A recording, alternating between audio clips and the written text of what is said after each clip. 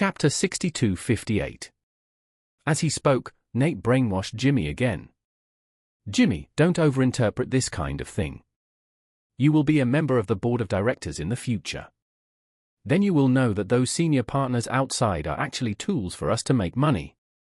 Only when they do their jobs well and create more profits and value for the law firm can we sit back and relax and get a lot of cash every year. In other words, those people are our cattle and horses. We must tie them up with the best chains to prevent them from running away. Jimmy nodded and said, I understand what you said. What I want to see now is the specific black materials of these people. Nate said, don't worry, I will pass all these materials to you now. But Jimmy, you must keep these materials 100% confidential. And don't let those people outside know them. Otherwise, once they want to fight us to the death, it will be a huge loss for us. As he spoke, Nate sent some documents to Jimmy one after another. After reading these materials, Jimmy's face became more and more ugly. Those senior partners who were similar to him on weekdays had actually been induced in various ways in the past few years, leaving a lot of illegal evidence. Almost everyone's black material was enough to send him to prison and sentenced him to more than 5 years. Moreover, once these black materials were exposed, they would not only suffer from imprisonment, but also permanently lose the qualification to continue to be lawyers. After reading these materials, Jimmy said to Nate, I am very grateful that you are willing to let me join the board of directors. But I personally think that if it is only 100,000 stock options, it is still much lower than I expected. Then, Jimmy added, moreover, you underestimated my loyalty. You only prepared a 5-year contract for me.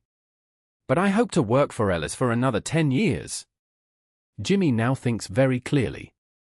Originally, Charlie did not give him a penny and asked him to go to China to help, which was equivalent to cutting off all his income. He and his family have to live off the mountain. But later Charlie also opened a loophole for himself. He asked Steve to endorse him to ensure that the Ellis law firm would continue to pay him salary in the next 10 years. And also reserved a 30% share for himself.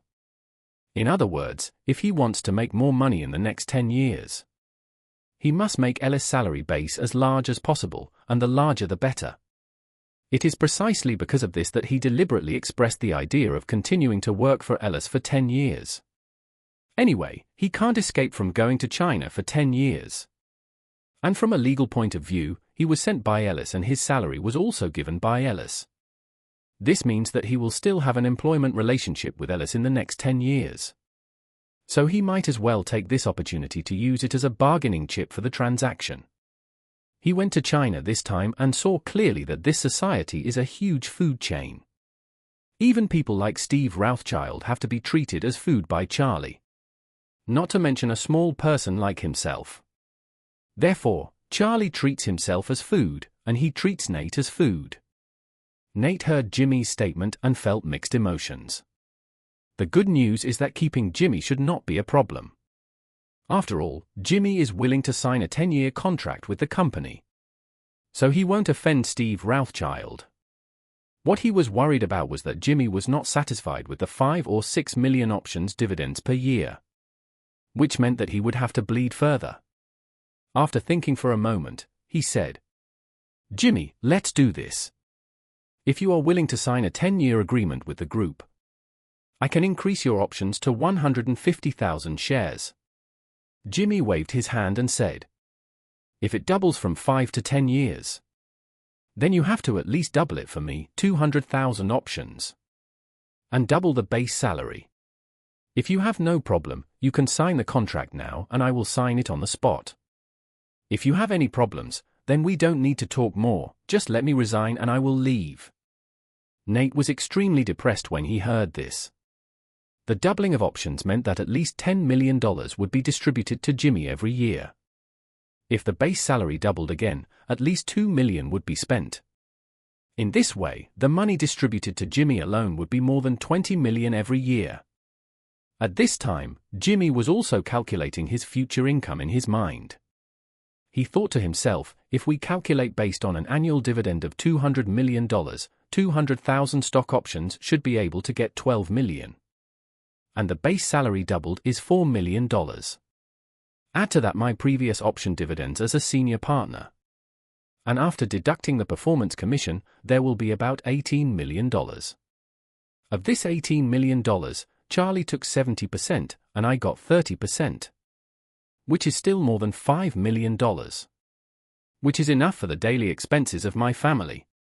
Thinking of this, he suddenly realized something. No. If I take 10 senior partners away from Ellis, the core backbone of Ellis will be drained. It will be a question of whether it can still make a profit next year. Where will the money be for dividends? In that case, won't there only be a base salary of $4 million? By then, I will only get $1.2 million a year.